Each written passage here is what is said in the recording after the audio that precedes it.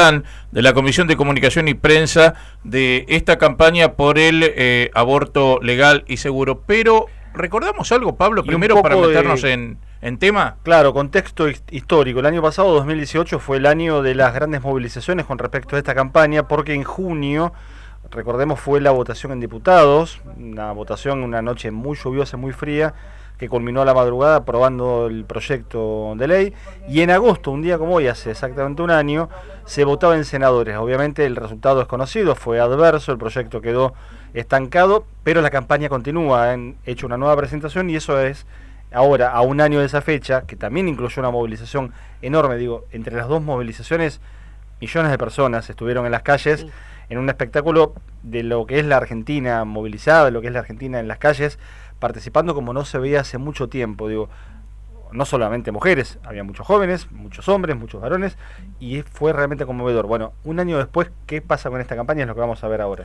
Majo, ¿cómo te va? Buen día y bienvenida. ¿Qué tal, Fernando? Buen día, y a la gente que está escuchando. Bueno, queríamos a través de este introito que hizo Pablo ponernos un poco en tiempo y en lugar lo que fue el año pasado, que fue realmente multitudinario, y cuáles son las expectativas para este año, Majo. Bueno, la presentación del proyecto de interrupción voluntaria del embarazo la hicimos el 28 de mayo en el Congreso por octava vez consecutiva. La campaña tiene 14 años, pero recién hace 8 empezamos a elaborar horizontalmente y hacer una construcción colectiva de esta iniciativa popular que es el proyecto de ley. Lo venimos presentando todos los años, indistintamente de si los números de la Cámara de Diputados o de senadores nos dan favorables o no, y así es como terminamos el 2018 sorprendidas, al igual que toda la sociedad argentina, de ver cómo se trató el proyecto, que era el séptimo proyecto que presentábamos en el Congreso, y terminó con esto, ¿no? Un año histórico que nos sorprendió, siempre digo a todos por igual, y que fuimos aprendiendo sobre la marcha porque pasaron 700 expositores desde abril hasta el 8 de agosto en el Congreso de la Nación, y creo que logró justamente esto, ¿no? El debate y poner en el tapete todas estas cuestiones que no solamente tienen que ver con el aborto legal, sino con la educación sexual integral, la ILE, y todas estas cuestiones que empezamos a conocer y a profundizar. Así que este año lo presentamos con la misma expectativa, que se debata, que se trate, que se vote y por supuesto que se apruebe, ¿no? Majo, sabemos cómo piensa el oficialismo actual. Ahora, ¿han tenido reuniones ustedes con las otras fuerzas? Porque hay 10 fórmulas también, debido a la superpolarización que hay, tal vez sean 2 las que lleguen un poco al final de esta contienda electoral, ¿no? Pero, ¿se sabe cómo piensan en relación a este tema las otras fuerzas opositoras al gobierno de Macri?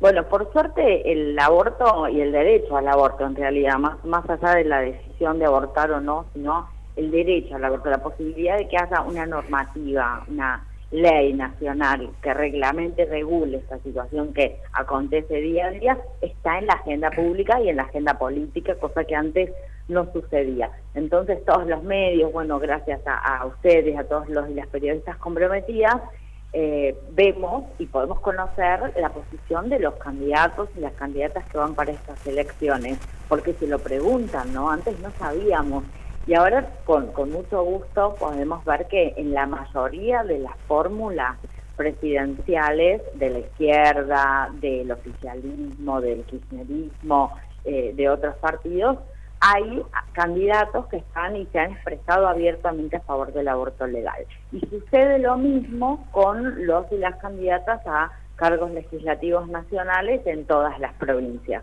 Es decir, que nos resulta bastante favorable, y bueno, y en ese sentido es que nosotros instamos, y ahora en el redazo que estamos haciendo, que empezó hace un ratito a las 10 de la mañana y que va a durar todo el día, porque la ciberacción es una herramienta de lucha que utilizamos desde el movimiento feminista desde hace mucho tiempo, en la última parte vamos a estar interpelando a los y a las candidatas de todo el país al respecto de por qué es importante, porque es una cuestión de salud, porque es una cuestión de calidad de vida, es una cuestión de... Aparte es una deuda, decimos que es una deuda de la democracia. Se han saldado muchísimas deudas, matrimonio igualitario, educación sexual, salud sexual y reproductiva, y siempre queda postergada esta cuestión. Antes de ayer murió una mujer que estaba presa por un aborto clandestino. Y en realidad dicen en la Argentina no criminalizamos más. No es cierto. Sí, sí, la economía y las condiciones sociales criminalizan tanto como una ley o un edicto de la vieja época. Majo, ¿cómo estás? Pablo Mercado te saluda. ¿Cómo estás, Pablo? Desde el año 86, 33 años, los encuentros de mujeres planteaban esta problemática. Hace 14 años la campaña, como bien contabas, se conformó con estas características. 8 años de presentación de proyecto. Se vuelve a instalar el tema y da la sensación que se abrió una puerta que no se cierra más, que es la discusión por una sociedad con otros derechos, con derechos de los que no se puede retroceder ya.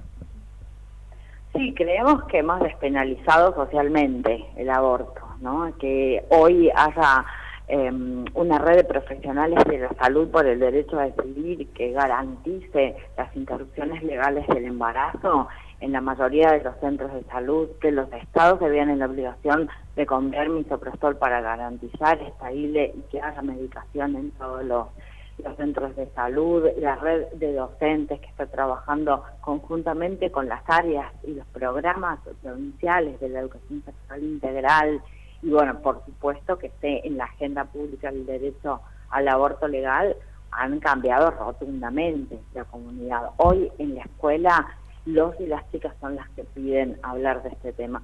Estamos tratando también de impulsar, como te decía recién, la cuestión de concientización a los candidatos y a las candidatas, pero me parece que el debate está instalado y aparte estamos en la lupa, digamos, en el ojo del resto de los países. Argentina no solamente generó un cambio histórico para adentro del país, sino para afuera, ¿no?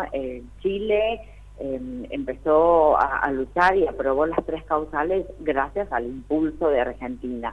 Brasil está retrocediendo, pero también el movimiento feminista se ha fortalecido. México también tiene pañuelo verde, Bolivia tiene pañuelo verde. Esto ha generado algo que creo yo no lo estamos dimensionando. Probablemente con la perspectiva de los años y a la historia podamos realmente dimensionar qué es lo que pasó.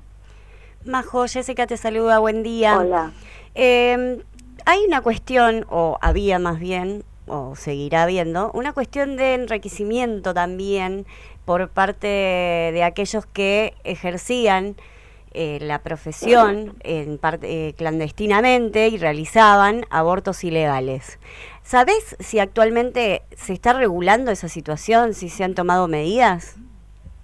No, la mayoría de los médicos que son objetores de conciencia en los hospitales públicos, en los hospitales privados o en los consultorios de sus casas hacen aborto y cobran 30, 40, 50 mil pesos. Esto es una realidad. El año pasado, ¿te acordás cuando estábamos debatiendo el proyecto del aborto legal en el Congreso y se hablaba de obsesión institucional?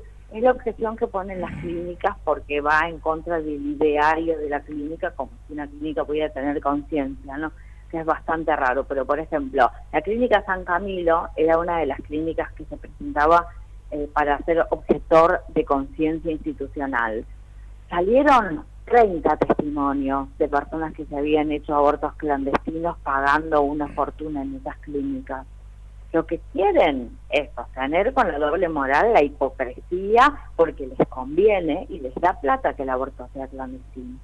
Claro. Sí, sí, salvando todas las distancias, porque es una comparación, si querés, un poco forzada, es lo mismo que la legalización de las drogas o la ley seca en Estados Unidos de la década del 30, digo. La Sí, prohibición genera negocios inclusive mucho más espurios que si estuviera legalizado. Claro, totalmente. El punto es que, por ejemplo, si no legalizamos la marihuana, nada, tenemos como opción el autocultivo, ¿no? Por ejemplo. Claro.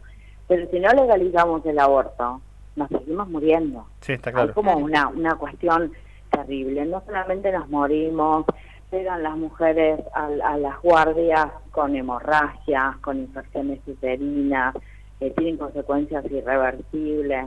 Aquí en la ciudad de Buenos Aires, yo siempre digo, o en Rosario, por ejemplo, que se garantiza que vos vas a un centro de salud y le decís, bueno, tengo un atraso, hay un embarazo no buscado, se genera la historia clínica y si hay alguna circunstancia como de poner en riesgo la vida o la salud integral de la persona, o si fue producto de abuso se garantiza la interrupción legal del embarazo, pero esto en el profundo de la Argentina no está sucediendo.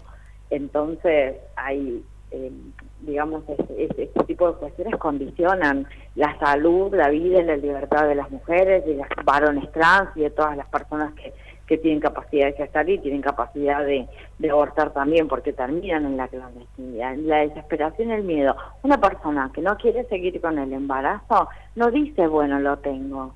Busca cualquier forma. Conocemos casos de gente que se tira por la escalera, Sí, se tira es de un balcón, se mete cualquier cosa, se introduce elementos por la vagina, llegan a las guardias con los úteros perforados. No estamos pidiendo el aborto legal porque si no hay una norma la gente deja de abortar. La gente aborta igual. Esa es la realidad, ¿no? Sí, Majo, ¿sabes que una de las cosas, voy a hablar por mí, que me impresionó mucho del año pasado es ver la cantidad de chicos y chicas jóvenes de edades de 11 años para arriba? Sí. Y yo me preguntaba en su momento, ¿no? Por ahí mi pensamiento fue cambiando con el tiempo a medida que uno va comprendiendo e interiorizándose, ¿no? ¿Qué es lo que pueden saber por ahí esos chicos? ¿O por qué ponerle esas ideas en la cabeza a los chicos? ¿No? Pensaba, como, ¿qué van a entender con tan poca edad sobre el aborto? Uh-huh. Hay una concientización, estabas hablando hace un ratito, en las escuelas y todo. ¿Cómo se los concientiza? ¿Qué es lo que se les transmite a los chicos? En realidad, la red de docentes, por ejemplo, lo que hace es luchar para que en las escuelas se dé educación sexual integral. La conciencia al respecto del aborto, no sobre el aborto en sí. Yo también tengo 40 años, no lo entendía, de verdad no lo entendía, porque nosotras crecimos con que la cuestión del aborto es culposa, es horrorosa, es sangrienta, no es como una película de terror traumática. No lo leen con ese código, lo leen como un derecho. Viste que nosotras crecimos sabiendo que el divorcio, nada, es como un derecho más que tenemos las personas. Claro. Pero hace 40 años atrás hablar de divorcio era así de terrorífico como me hablar de Sí, aborto. sí. Porque no lo decodifican como aborto, sangre, culpa, no, mala madre. Lo decodifican como un derecho más que tiene que estar reglamentado, que tiene que estar regulado. Y piden educación sexual para no tener un aborto, porque lo que quieren es conocer su cuerpo, tener derecho, no ser víctimas de abuso y no tener que transitar en un embarazo no buscado. No solamente los chicos y las chicas de 11 años tienen eso, todas las mujeres y las personas que nos quedamos embarazadas queremos eso. Nadie quiere pasar por un aborto. Yo me hice un aborto, es horrible, es una cagada, te enterás y decís ¿qué hago? ¿A dónde voy? No sé qué hacer, con quién hablo, te da vergüenza, te da miedo, te da culpa. Sí. Y cuando te haces el aborto, te da alivio. Sí, termina siendo una carga vida, para la mujer, claro, que la llevas de por vida. Lo que necesitas es que te venga. ¿Viste? Cuando decís, no me viene, me quiero morir. Bueno, si tu primera reacción ante un test positivo es no me viene, me quiero morir, ahí no hay un embarazo buscado y no va a haber un niño querido. En cambio, cuando tu primera reacción es qué alegría, qué felicidad, porque también soy mamá de un pibe de 14, de 15 años, lo primero que decís es, qué bueno, qué bueno. Ahí hay una maternidad deseada. Entonces hay posibilidad de estrechar un lazo. El lazo con un hijo, no es de 9 meses, es para toda la vida.